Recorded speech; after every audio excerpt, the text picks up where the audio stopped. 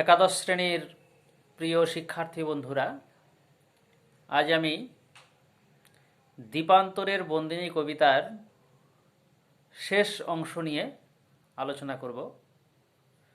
তোমরা নিশ্চয়ই জানো, বিগত দুটি ক্লাসে দুটি পর্বে এই কবিতাটির কিছু অংশ আলোচনা করেছি। আজকে আলোচনার শেষ পর্বে পৌঁছাবো।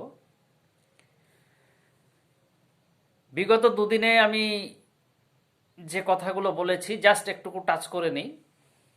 যে 1924 খ্রিস্টাব্দে কবি এই কবিতাটি এমন এক সময়ে রচনা করেছিলেন যে সময়কালে ইংরেজ সরকার প্রচণ্ড দমন পীড়ন নীতির মাধ্যমে এদেশের বিপ্লবী যুব সম্প্রদায়কে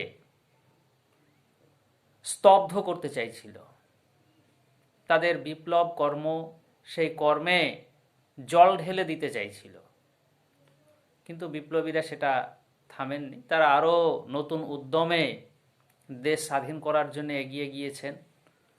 তাদের বাণীকে বা তাদের কণ্ঠস্বরকে রোধ করার জন্যে ব্রিটিশ সরকার যত বেশি চেষ্টা করেছে, তারা অর্থাৎ বিপ্লবীরা তত বেশি উদ্যম নিয়ে তাদের সেই কার্যকলাপ চালিয়েছেন।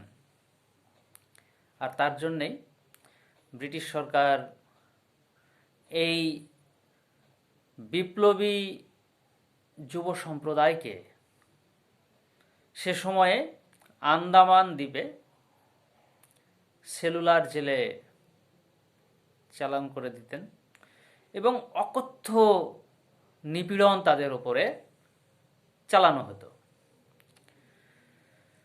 তো দেশ পরাধীন, অথচ কবি দেখছেন সেই সময়কালে যখন তিনি 1924 খ্রিস্টাব্দে চন্দননগরে সরস্বতী পুজো উপলক্ষে অনুষ্ঠানে প্রধান অতিথি হিসেবে উপস্থিত হয়েছিলেন, সেই সময় দেখছেন বাগদেবীর অর্থাৎ দেবী সরস্বতীর আরাধনা করা হচ্ছে, পুজো করা হচ্ছে। তখনই তিনি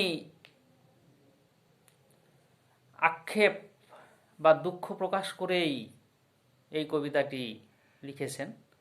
পূজারি কাহারে দাও অঞ্জলি, মুক্ত ভারতী ভারতে কই।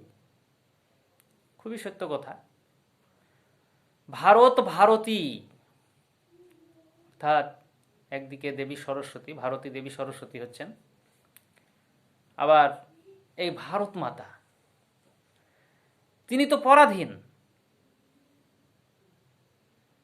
তো তাহলে বাগদেবীর আরাধনা করে লাভ কি? আমাদের বাক স্বাধীনতাই যেখানে নেই, হিসেবটা তাই তো দাঁড়াচ্ছে যে আমাদের কথা বলার স্বাধীনতা বা বাক স্বাধীনতা যেখানে ইংরেজ সরকার রোধ করে দিচ্ছে, অর্থাৎ আমরা আমাদের স্বাধীনভাবে মত প্রকাশ করতে পারছি না, তো সেখানে সেই বাক দেবীর বা দেবী সরস্বতীর পুজো করে লাভ কি? কি লাভ হচ্ছে? কবি প্রশ্ন করছেন। আসলে ভণ্ডামি, দেশপ্রেমের নাম করে ভণ্ডামি করে তো দেশ স্বাধীন করা যায় না। তো কিছু কিছু ভণ্ড দেশপ্রেমিককে তিনি সেই রকমই দেখেছিলেন, নাম পাওয়ার জন্যে দেশপ্রেম দেখাচ্ছিলেন, তাদেরকে ঐতিহ্যভাবে আক্রমণ করছেন। আইন যেখানে ন্যায়ের শাসক, সত্য বলিলে বন্দী হই। নির্মম সত্য কথা একবারে তিনি এখানে বলেছেন। দেশের আইন ব্যবস্থা বা বিচার ব্যবস্থা, সেখানে তো সত্যকে প্রতিষ্ঠা করার জন্যে, অর্থাৎ যে অপরাধ করবে অপরাধীর শাস্তি হবে, আর যে অপরাধ না করে থাকবে তার তো শাস্তি হবার কথা নয়। সে তো স্বাধীনভাবে থাকবে, স্বাধীনভাবে তার মত প্রকাশ করবে, এটাই স্বাভাবিক। কিন্তু বিচারের বাণী নীরবে নিভৃতে কাঁদে। আসলে ইংরেজ সরকার সেই আইনটাকে পুরোপুরি নিজেদের স্বার্থে ব্যবহার করেছে এবং নিজেদের মতো করে অন্যায় সেটাকেই তারা প্রতিষ্ঠা করতে চেয়েছে। মানুষের সত্য বলার স্বাধীনতা তারা হরণ করে নিয়েছিল। ইংরেজ সরকার দেশে যে অপশাসন চালাচ্ছে সেই অপশাসনের বিরুদ্ধে কবি নজরুলও সোচ্চার হয়ে উঠেছিলেন, আর সেই কারণে তাকেও তো জেলে যেতে হয়েছে। তো এখানে তিনি সেদিকটাকে ইঙ্গিত করছেন যে সত্য বলিলে বন্দী হই, অর্থাৎ সত্য কথা বলার স্বাধীনতা কোথায়? আইন যেখানে ন্যায়ের শাসক, অর্থাৎ আইন যেখানে সত্যকে প্রতিষ্ঠা করবে, সত্যের জয় হবে, এটাই স্বাভাবিক, সত্যমেব জয়তে। কিন্তু বাস্তবে সেটা হতে দিচ্ছে কই? হচ্ছে না। সত্যের প্রতিষ্ঠা সম্ভব হচ্ছে না, কারণ আইনকে নিজের খেয়াল খুশি মতো ব্রিটিশ সরকার প্রয়োগ করছে। সত্য কথা বলতে গেলেই তাকে বিপ্লবী তকমা দিয়ে জেলে পুরে দেয়া হচ্ছে। অত্যাচারিত হইয়া যেখানে বলিতে পারি না অত্যাচার, হ্যাঁ, অত্যাচার করা হচ্ছে দেশবাসীর উপরে, অথচ দেশবাসী বলতে পারছে না যে আমি অত্যাচারিত হচ্ছি। মানে তোমরা যা খুশি করে যাও বাবা, তোমরা ঠিকই করছো, এরকমই যেন তাদেরকে সাপোর্ট করতে হবে, এরকম একটা অবস্থা সেই সময় দেশে। অর্থাৎ ইংরেজ সরকার আমাদের যদি লাথি মারে তবুও বলতে হবে যে হ্যাঁ হ্যাঁ ঠিক ঠিক ঠিক, তোমরাই ভালো করেছো বা ভালো করছো, এরকম একটা পরিস্থিতি।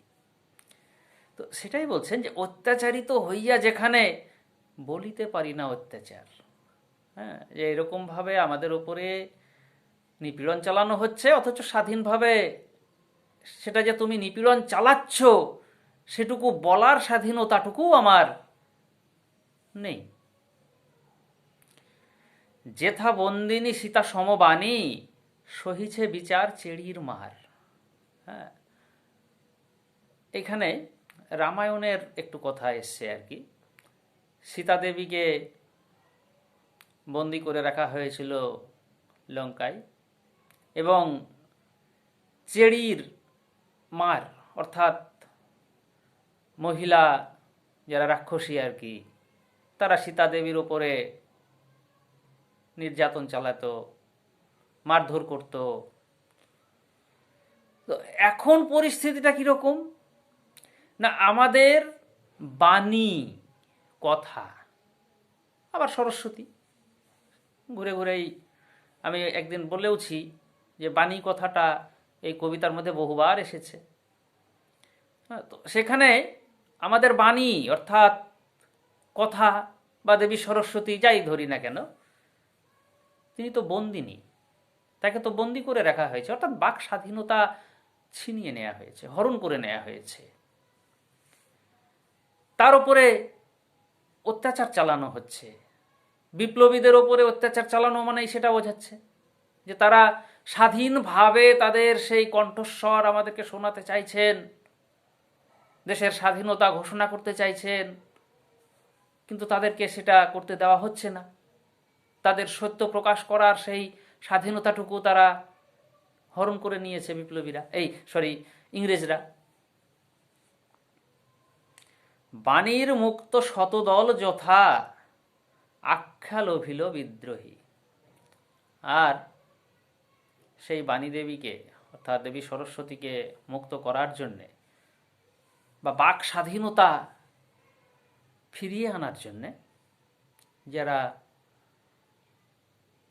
লড়াই করছে, পদ্মের মতো, শতদল অর্থে পদ্ম, এখানে বিপ্লবী যুব সম্প্রদায়কে পদ্ম হিসেবে কবি আখ্যায়িত করছেন, যে তাদেরকে তকমা দেয়া হচ্ছে কি সন্ত্রাসবাদী, বিদ্রোহী, এরকম নানাভাবে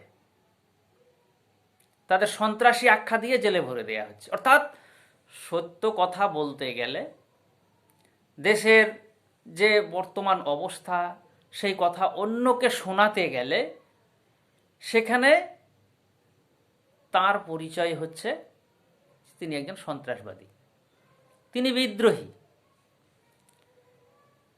পূজারী, সেখানে এসেছো কি তুমি বাণী পূজা উপাচার বহি? এখানে সেই বিপ্লবীদের তাদের উপরে নির্মমভাবে নিপীড়ন, তাদের সেই প্রাণ শক্তির প্রভাবে যে উপাচার, পূজা উপাচার, সেটা কি তুমি তাহলে বহন করে নিয়ে এসছো? অর্থাৎ তারা যে কঠোর পরিশ্রম করছে সেই পরিশ্রমের বিনিময়ে বা তাদের উপরে যে নির্মম নিপীড়ন চালানো হচ্ছে সেই নিপীড়নের বিনিময়ে তাহলে কি স্বাধীনতা এসেছে? আমাদের কথাবার্তা আমরা এবার কি স্বাধীনভাবে বলতে পারবো? সিংহেরে ভয়ে রাখে পিঞ্জরে, ব্যাঘ্রের হানি অগ্নি সেল। ব্রিটিশ সরকার এই সময়কালে দেশের অবস্থাটাকে কিরকম বানিয়েছে? বাঘ সিংহ বা বাঘ সিংহের সমতুল্য যারা বিপ্লবী, তাদেরকে ভয়ে খাঁচার মধ্যে ভরে রেখেছে, কিংবা তাদের ওপরে অগ্নিসেল হেনে হত্যা করছে। পিঞ্জর মানে হচ্ছে খাঁচা। তো বিপ্লবীরা অর্থাৎ যারা বাঘের মতো বিশাল পরাক্রমশালী, যারা সিংহের মতো নির্ভীক, তাদের ওপরে এইভাবে নিপীড়ন চালানো হচ্ছে। তাদেরকে কখনো খাঁচায় ভরে রাখা হচ্ছে, অর্থাৎ জেলে ভরে রাখা হচ্ছে। বারবার সেই ঘুরে ঘুরে আন্দামান সেলুলার জেলের কথা আসছে। আবার শুধু যে আন্দামান জেলেই যে তাদেরকে ভরে রাখছে তাও নয়, এদেশেরও বিভিন্ন জেলে বিপ্লবীদেরকে ভরে রাখা হতো। তো কবির কথা হচ্ছে কি, বাঘ সিংহের সম বিপ্লবীদেরকে, তাদেরকে ভয়ে ব্রিটিশ সরকার ভয় পেয়ে গেছে এবং ভয়ে কখনো খাঁচায় ভরে রাখছে, আবার কখনো হত্যা করছে। কে জানি তো কাল বিনা খাবে গুলি, বাণীর কমল খাটিবে জেল। কে জানি তো কাল বিনা খাবে গুলি, বাণীর কমল খাটিবে জেল। তোমরা নিশ্চয় চট্টগ্রামের অস্ত্রাগার লুণ্ঠনের কথা শুনেছ। মাস্টারদা সূর্য সেনের নেতৃত্বে চট্টগ্রামের অস্ত্রাগার লুণ্ঠন হয়েছিল। তো সেই তাদের একজন মহিলা, তাদের দলের একজন মহিলা সদস্যা ছিলেন যার নাম বীণা রায়। এখানে একদিক দিয়ে তার কথাও আসছে, আবার অন্য দিক দিয়ে মানে দ্ব্যর্থকভাবে আর কি তিনি মানে এই লাইনটা ব্যবহার করছেন। অন্যদিকে বিনা অর্থে বিনা পানি, বিনা অর্থে বাদ্যযন্ত্র, বিভিন্ন অর্থ আসতে পারে। তো কালকে যে সেই বিনার ওপরে গুলি চালনা করা হবে বা তাকে মেরে ফেলা হবে সেটা কে জানত? আবার বাণীর কমল অর্থাৎ পদ্ম, তাকে জেলে পুরে দেয়া হবে বা বিপ্লবী, এখানে কমল অর্থে কিন্তু বারবার সেই বিপ্লবীদের কথাই আসছে। বিপ্লবীদেরকে তিনি পদ্মের সাথে তুলনা করছেন, পদ্ম ফুলের সঙ্গে তুলনা করছেন, যে তাদের উপরে যে এই শাস্তি নেমে আসবে সেটা জানা ছিল না।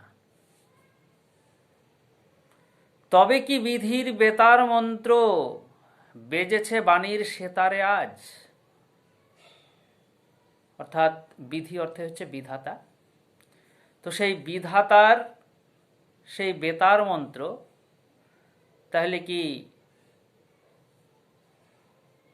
বাগদেবীর সেতারে বেজেছে? অর্থাৎ স্বাধীনতার সুর কি ঘোষিত হয়েছে, বা স্বাধীনতা কি ঘোষিত হয়েছে, স্বাধীনতার সুর কি বেজেছে? কবির এটা প্রশ্ন। পদ্মে রেখেছে চরণ পদ্ম যুগান্তরের ধর্মরাজ। পদ্মে তার পা, চরণ অর্থে পা, রেখেছেন যুগান্তরের ধর্মরাজ, অর্থাৎ অন্য যুগ তাহলে কি আসতে চলেছে? পদ্মে নিজের চরণ পদ্ম বা পা রেখেছেন যুগান্তরের ধর্মরাজ, অর্থাৎ অন্য যুগ কি আসতে চলেছে? তবে তাই হোক, ঢাক অঞ্জলি বাজাও পাঞ্চজন্য শাঁখ। যদি সত্যিই তাই হয়, অর্থাৎ আমাদের বাক স্বাধীনতা যদি এসে থাকে, আমাদের দেশ যদি পরাধীনতার শৃঙ্খল থেকে মুক্ত হয়ে থাকে, আমরা যদি আমাদের সত্য এবারে স্বাধীনভাবে প্রকাশ করতে পারি, তবে তো মহা খুশির ব্যাপার, মহা আনন্দের ব্যাপার। তাহলে আনন্দে এবার শাঁখ বাজাও, ঢাক বাজাও। পাঞ্চজন্য অর্থে এখানে কৃষ্ণের শাঁখ, কৃষ্ণ যে শঙ্খ বাজাতেন আর কি, হ্যাঁ, 5জন দৈত্যের হাড় দিয়ে নাকি সেই শঙ্খ তৈরি হয়েছিল, যা পাঞ্চজন্য নামে পরিচিত। তো এখানে কবির বক্তব্য হচ্ছে যে যদি আমরা আমাদের বাক স্বাধীনতা ফিরে পেয়ে থাকি, অর্থাৎ আমরা যদি আজ থেকে মুক্ত হই, তাহলে তো মহা আনন্দের ব্যাপার। কাজেই তুমি তাহলে এবারে ঢাক বাজাতে পারো, তুমি এবারে পাঞ্চজন্য শাঁখ বাজাতে পারো, কোনো বাধা নেই। কিন্তু আগে দু একটা জায়গায় তিনি সতর্ক করে দিয়েছেন যে আমরা যদি স্বাধীনতাই না পেয়ে থাকলাম, আমরা যদি পরাধীন হয়েই থাকলাম, আমাদের যদি বাক স্বাধীনতা না থেকে থাকে, তাহলে আরতি করে কী লাভ, বাগদেবীর বন্দনা করে কী লাভ, পূজা অর্চনা করে কী লাভ তাহলে? কিন্তু এইখানে এসে তিনি একেবারে, আসলে কবি আশাবাদী যে আমাদের দেশ স্বাধীন হবেই, একদিন আমরা আমাদের স্বাধীন কথাবার্তা স্বাধীনভাবেই প্রকাশ করতে পারবো, নিজের মত, এটা তিনি বহুবার বহু কবিতায় ব্যক্ত করেছেন। এখানে কবির বক্তব্য হচ্ছে যে যদি আমরা মুক্ত হয়ে থাকি পরাধীনতার সেই শৃঙ্খল থেকে, আমাদের যদি বাক স্বাধীনতা ফিরে পেয়ে থাকি, তাহলে শাঁখ বাজাও, কোনো আপত্তি নেই। পাঞ্চজন্য শাঁখ বাজানো হোক, ঢাক বাজানো হোক, সব ঠিক আছে। দ্বীপান্তরের ঘানিতে লেগেছে যুগান্তরের ঘূর্ণিপাক, অর্থাৎ নতুন সূর্যোদয় ঘটেছে। তাহলে ওই যে দ্বীপান্তর, অর্থাৎ অন্য দ্বীপ বা আন্দামান, যাতে সেলুলার জেলে বিপ্লবীদের বন্দি করে রাখা হতো, সেখানকার ঘানিতে, ঘানি কি আমি আগেই বলেছি, ঘানি হচ্ছে তিল থেকে বা সর্ষে থেকে তেল নিষ্কাশন করার জন্য একটি যন্ত্র। তো সেখানে লেগেছে কি যুগান্তরের ঘূর্ণিপাক, অর্থাৎ অন্য যুগ আসতে চলেছে, এরকম একটা আভাস ইঙ্গিত সেখানে পাওয়া যাচ্ছে। অর্থাৎ নতুন সূর্য উদিত হতে যাচ্ছে, আমরা স্বাধীন হতে চলেছি। আমি কিছুক্ষণ আগে একটা কথা বললাম যে কবি হচ্ছেন আশাবাদী কবি। তিনি নিরাশার কথা বলেননি, অবশ্যই তিনি মনে প্রাণে বিশ্বাস করছিলেন যে এতদিন যে দেশ আমাদের পরাধীন হয়েছিল, এই যে 150 বছর বা 250 বছর ঘটে গেল, এতদিন আমরা যা পারিনি তা আমরা 2-4 দিনের মধ্যে বা 2-10 দিনের মধ্যেই সম্ভব করে তুলব। অর্থাৎ আমরা আমাদের সেই কাঙ্ক্ষিত স্বাধীনতা যে কোনো মূল্যেই আমরা এবার ফিরিয়ে আনব। এই যে এই উদ্যম নিয়ে দেশের স্বাধীনতা সংগ্রামীরা ঝাঁপিয়ে পড়েছিল, তিনি তাদের উৎসাহিত করেছেন এবং বারবার তাদের আরও বেশি আশা জুগিয়েছেন, তাদেরকে এটুকুই স্মরণ করিয়ে দিয়েছেন যে আমাদের দেশ স্বাধীন হতে আর খুব বেশি দেরি নয়। আমাদের দেশে নতুন সূর্য উদিত হবে, দেশ পরাধীনতার শৃঙ্খল থেকে মুক্ত হবে, আমরা আমাদের বাক স্বাধীনতা ফিরে পাব। তো আজকের আলোচনা এখানেই শেষ করছি। আশা করছি তোমরা কবিতাটি ভালো করে পড়বে, দেখবে, বিষয়গুলো বুঝবে, তারপরে প্রশ্ন যেগুলো আছে সেই প্রশ্নগুলো নিজের মতো করে তৈরি করে নেবে। তো এখানেই শেষ করছি। ধন্যবাদ।